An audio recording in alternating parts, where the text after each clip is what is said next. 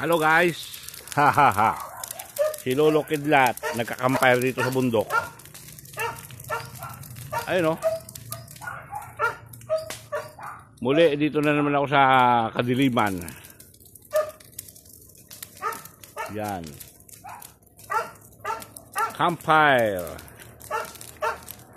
Kasi marami akong naipong basura. Napakadami kong naipong basura. Yan. Diba? Ayun guys oh. Oh. Napakarami kong naipong basura. Kaya nagsunog si Kidlat.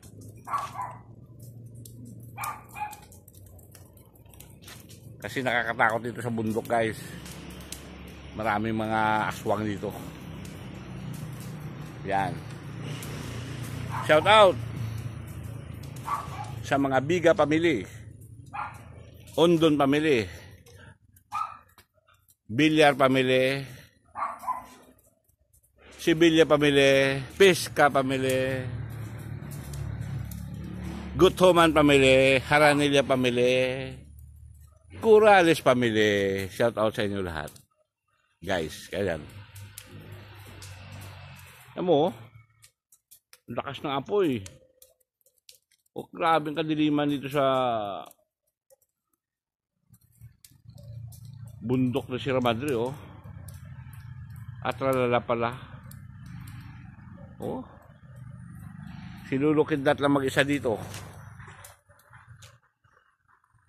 Yun. Eh, naalanganin. Bukas na ang uwi. Pagod na naman. Ayan.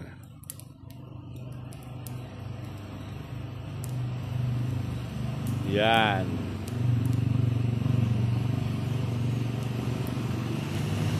Sinunog ko kasi yung mga tambak dito sa kubo ko. Mga 5 sakong damit na gamit na rin. At mga sapatos. Ay nainis ako, daming daga. Ayun, sunog.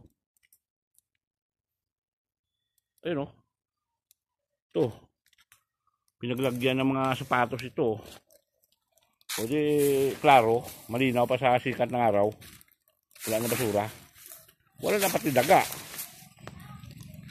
Araw ko init. Ang init. Okay, good luck guys.